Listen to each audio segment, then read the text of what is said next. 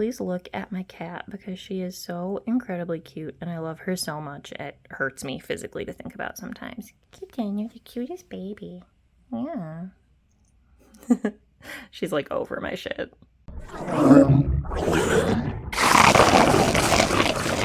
So I am doing a weekend reading vlog today for no occasion other than the fact that we have a long weekend from work this weekend because Monday is MLK Day, so I have an extra day, and also because a Friday, like all day, and then into yesterday, which was Saturday, we got like over a foot of snow, and then today, Sunday, it immediately dropped to like below 0 degrees Fahrenheit. So it is both snowy and slippery and also cold as Satan's left testicle outside. So we're just staying in the house and reading this weekend. I should have started this vlog yesterday, but I didn't decide I was going to do it until literally 10 minutes ago. So instead, we're just gonna do a quick little like wrap up of what I read like Friday night into yesterday, and then we're just gonna vlog today and tomorrow, whatever. I'm new here. So yesterday, after spending like 3 hours shoveling our snow, our regular snow shoveling, and then also shoveling out mine and my husband and our landlady's vehicles because we park on the street and all got plowed in, which was really fun. So we spent like 3 hours and some change shoveling yesterday, and then after that we came inside and did essentially nothing for the rest of the day because I don't know if any of my viewers are also cold weather inhabitants, but when you shovel snow, especially if it's like wet and frozen underneath and it's like really heavy, and then you come in and it's the weekend and it took you a long time, it's just like a lost day after that. Like you're not doing shit because like you're sore and you're tired and you cannot get your limbs to warm up, and like me in particular, like I have bad joints. I felt like the Tin Man when Dorothy first found him in The Wizard of Oz, you know, like where he like really needed somebody to find his oil can and oil up all of his joints because like I was stiff and like not able to properly move around. So my husband and I watched the 80s animated Transformers movie, which I had not seen and he had, and it was truly a marvel of filmmaking. I loved it. The soundtrack was just banger after banger, honestly. Like, and that's not even me being sarcastic. Like, it was maybe the best film soundtrack I've ever heard in my life. But then other than that, all I did yesterday really was read. And then that was also pretty much what I did on Friday night. So I guess I'll just wrap up what I have read so far on this accidental readathon weekend that I'm having here. The first thing, I have been rereading this for like a week or so prior to this weekend, but I had about 100 pages left. I finished my first reread of the year, which was The Strange Case of the Alchemist's Daughter by Theodora Goss. I need to also reread the second book in this series because I never got around to reading the third. It was like not out yet after I finished reading the second one, and then when it did come out I just kind of wasn't reading that much, so like I never got around to reread or to finishing the series. So now enough time has passed since I've read the first two that I like need a refresher on what was going on, and instead of like Wikipediaing it like a regular person, I'm rereading them. This was as lovely as I remembered. It's like super cozy and atmospheric, but there's like an air of mystery and intrigue. And it's just like a fun time. It's about a group of women that all find each other and start uncovering the mysteries of their lives that mainly exist as a result of like their fathers, who are like famous sci-fi like characters, protagonists. So we have a character, Mary Jekyll, who is Dr. Jekyll's daughter, and her never before discovered sister, Diana Hyde, who is her father's daughter from when he was transformed into Hyde. Then you have Catherine Moreau from The Island of Dr. Moreau, which is apparently just a thing that I love to read, books that are themed after that, even though I actually haven't read the classic H.G. Wells book. I have it. I should make a point of reading that this year, but I've never actually read the full story of The Island of Dr. Moreau, but I've read so many like retellings and spins on it that I feel like I should probably actually read the book at some point. Anyway, And then you also have Beatrice Rappaccini, who is from Rappaccini's Daughter, which is a short story by Nathaniel Hawthorne. And I've talked about it on this channel before, but it's about a woman who tends her father's garden. That he is full of plants that he uses to make medicines, and many of them are poisonous plants. And she spends so much time around them that she becomes like imbued with the poison herself and becomes poisonous, so she can't like touch or breathe on people. And then you also have Justine Frankenstein, who is the like female counterpart to Frankenstein's monster that is discussed in the original book. They all find each other and start solving mysteries and figuring out why they were like the subject of their father's experiments, and all kinds of crazy adventures ensue. So that was the first one I read. I loved it as much as I remembered. It's a 4-star book for me, easily. It's a good time. And then the other thing that I have finished so far this weekend is A Psalm for the Wild Built by Becky Chambers. This is the first book in a series called the Monk and Robot series, and it's about a different, like, humanity lives on like a moon called Panga, and there was like hundreds of years ago, was it hundreds or was it thousands? I don't even know. Centuries. So hundreds of years ago, robots like gained consciousness and decided they didn't want to serve humans anymore. And so there was an agreement that was drawn up where the robots could like essentially go off and exist separately from humanity, and humanity wouldn't contact them anymore. And then humans had to kind of like reestablish how they do things and like rebuild society after the robots like left. And it takes place like several hundred years later, when we're following a monk named Sibling Dex, who is a tea monk. So their job is to essentially go town to town and meet with the people who live in those towns, and then brew them cups of tea depending on what kind of comfort people need in that moment in their life. But Dex is not happy with their life.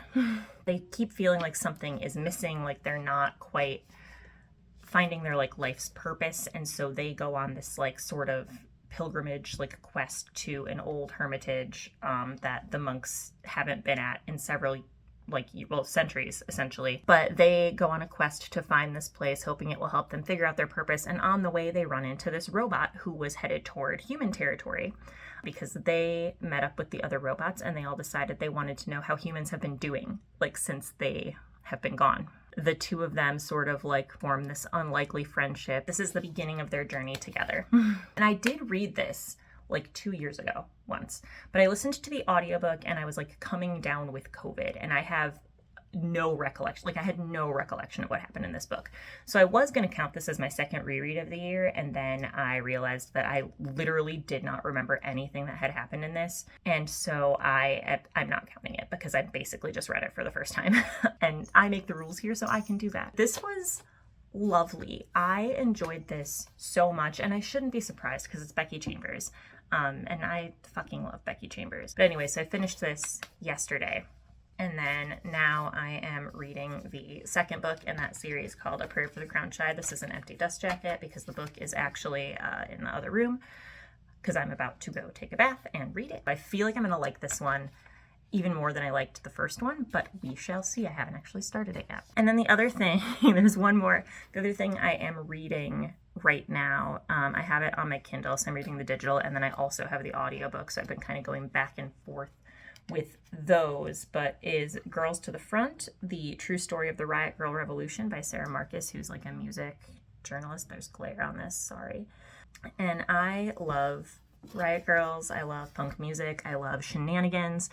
And so this is just like a really cool, like feminist music history book. So that's what I'm up to. We're gonna go take a bath and read some more, and then, I don't know, probably finish some laundry, and then come back and read some more, and run the dishwasher and read some more, and, you know, general things you do when you're sitting at your house. So anyway, yeah, I'm gonna get to that.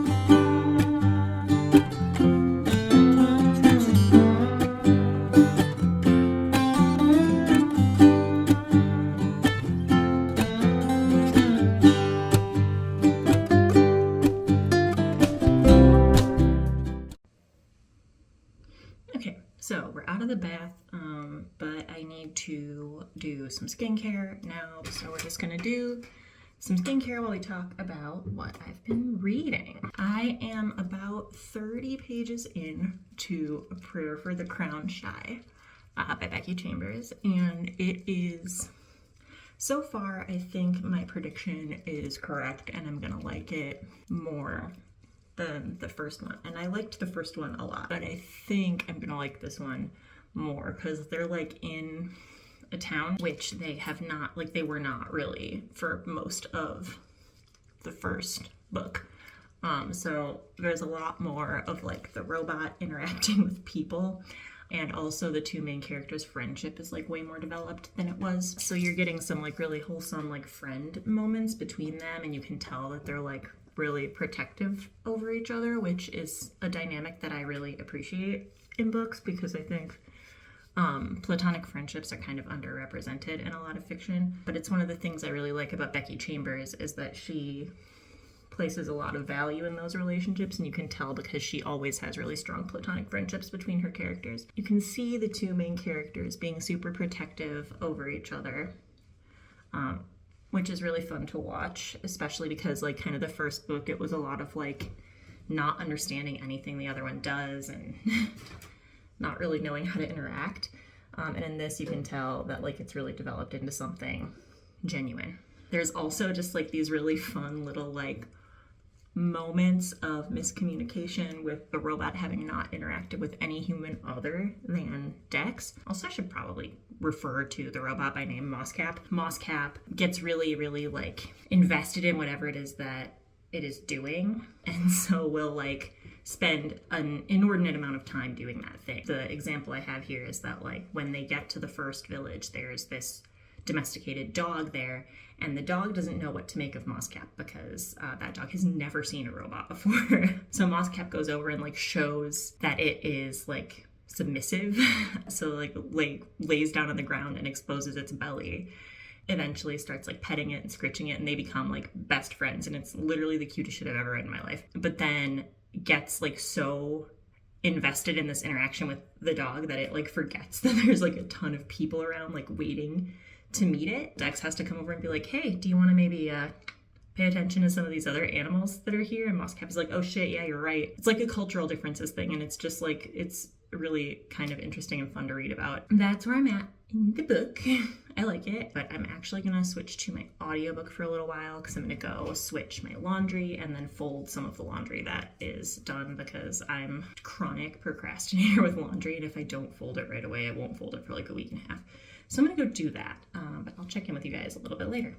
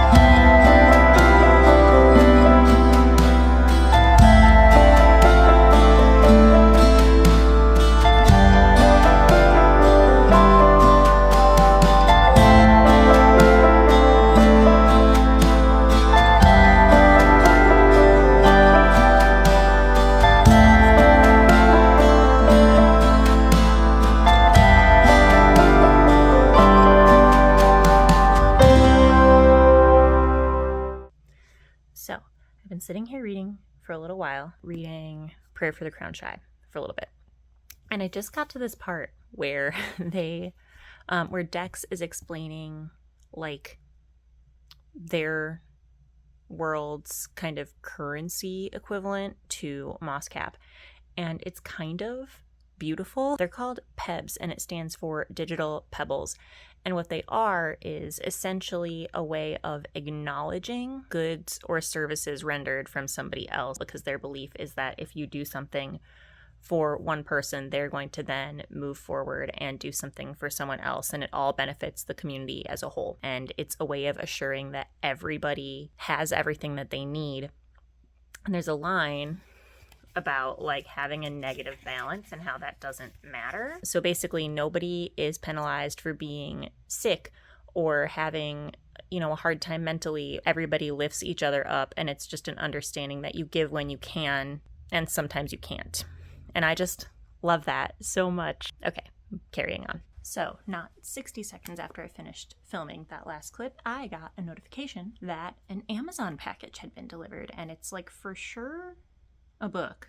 So let's do a fun little unboxing. I do not know which book this is because I have a couple coming. So this is either something I ordered for myself or something that I ordered for my friend Amber, who definitely watches these videos. Luckily though, she knows this is coming, so not a surprise. Should have grabbed scissors. I never grab scissors, but there we go. Oh, this is something I ordered for me. And it's actually thematically appropriate. This is book 3 in the Amazing Adventures of the Athena Club series, the series that has Strange Case of the Alchemist's Daughter in it. So this is The Sinister Mystery of the Mesmerizing Girl, and it is the 3rd and final book in that series, which I ordered because I did not have a physical copy. So after I finish rereading book 2, I can move right into the 3rd one, which is very exciting. But not today, because I'm already reading stuff. This book is somehow the cutest and most endearing and also most fucking hilarious thing I have ever read in my nearly 35 years of life. There was just this scene where Dex and MOSCAP have gone to a town because MOSCAP had part of their innards break, which caused them to lose their sense of balance, which is something I am intimately familiar with myself. They are going to get this part that broke in MOSCAP printed so that they can repair the issue. And the printer in this town, the man who works as the printer, is very charming and handsome, and he and Dex have a little romantic encounter, and trying to explain the customs of human sex and relations to a very curious robot who has the awareness and cognitive processes of an adult, but the curiosity and brashness of a toddler is fucking hilarious. It's so funny. So I finished the book. I loved it. It was wonderful, magical, amazing, fantastic. Everything I thought it would be and more. I will say that I was slightly disappointed because I really hoped that Dex and MOSCAP, while they were traveling between towns, Dex would set up their tea service and kind of resume that, and I would get to enjoy seeing the tea service stuff on page, because that was a really fun part of the beginning of the first book, and that didn't happen in here. But that's just something I have to come to terms with for myself. It was still delightful. We still got the shenanigans of them traveling town to town and interacting with all different sorts of people and doing all sorts of other fun things. We just didn't get the specific tea service that I was personally craving. And like I mentioned in an earlier clip, I just thought it was so beautiful watching the friendship between Dex and MOSCAP develop, and you could see them falling into routines while they were traveling together without even really talking about it. You could see MOSCAP becoming really sensitive to when Dex was having a human moment. Well, you could see Dex really being understanding of everything being new to MOSCAP, and it was just really sweet. It also, it did kind of like I talked about with the first book, it was just talking about the very human need to find your purpose in life and why we do that. I don't know. It was a really short book, but it gave me a lot to think about, and it also just gave me just a straight injection of serotonin right to the heart. So I highly recommend this series. I'll probably talk about it more in a recent reads video, because that's what I do, is just talk about the same books over and over on this channel. Like, it's fine. Yeah, I'm gonna go update my reading journal with all of the stuff that I tabbed in here, and then I'm gonna take out my book darts, and then I'm going to decide what I'm reading next. I'm still working on Girls to the Front. I'm really enjoying it. I'm about 30%, 25-30% of the way through. A lot of times nonfiction, especially if it's like written by a journalist, it can be kind of dry, and I do not find that to be the case with this one. So if you're interested in like music history or like the Riot Girl movement at all, I would recommend it. At least so far. I mean, I haven't finished it yet. Anyway, I'm gonna go do this, and then I'm gonna figure out what I'm gonna read next. I am working on being a part of the Alphabet Roundtable discussion over on the Literary Gladiators channel, which I can link below. So I do have a book that I need to read for that. So I could start that. Otherwise, I could stop being a fake fan and finally read The Island of Dr. Moreau, which is what I think I'm gonna do. I don't know. We'll see what happens. So I opted to, hold on, let me turn this down because it's loud as shit. I opted to leave the house today, and I don't know if you can see in the window behind me, that is all of the snow that is now like fully frozen. And if I flip this around, my little car thermometer, it is -2 degrees Fahrenheit outside. Is that how it feels with wind chill? No, it probably feels closer to like -7 or -8. However, I decided to leave the house. I am meeting up with my friend Lauren, and we're gonna go get a coffee and then probably go dig around at a bookstore for a while. And then later, after I have frozen my tits off, I will go home and continue reading. Okay, here we are at my desk with an unflattering camera angle again, because I cannot be bothered to set up the tripod right now. So I got home a little while ago from hanging out with my friend Lauren. We went to get a coffee, and then we went to Half Price Books to just, do some book shopping, and then we watched a weird documentary about a cult and ate some noodles, so that was exciting. And then I stopped at the store on the way home because I was like out of toothpaste and needed some other random stuff. And I would have vlogged like any of that, except the thing about vlogging in public is that is a skill that if you don't use it, you lose it. And I was like too anxious to bust out my phone and film anything in the bookstore or the grocery store or anywhere else. So I simply did not. So instead, we are going to do a little mini Half Price Books haul, because I only bought a couple things, so it's not worth doing like a whole entire haul video over. So first we have The Fairy Tale Life of Dorothy Gale by Virginia Contra, I don't know. This is a contemporary book that is based around The Wizard of Oz, and I have never seen this before. I have never heard of it, but I do love The Wizard of Oz. Okay, and then next we have The City We Became by N.K. Jemisin. I have looked at and nearly purchased this book like no fewer than 15 times in the last couple of years, and I finally decided today was the day. I don't know if you can tell, but I'm in like kind of a shitty mood today. I got my period, which is nobody's favorite thing, and between hormones and just like general winter seasonal stuff, I'm just like sad and crabby. I was like walking through Walmart earlier and just like started crying because I walked past a chest freezer and it reminded me of my dad who passed away this past summer. And that was like a weird association because it's not like he's particularly associated with chest freezers, but I remember when he bought one and it didn't work and we had a whole hard time returning it to Amazon, and then I got sad and I started crying in Walmart, and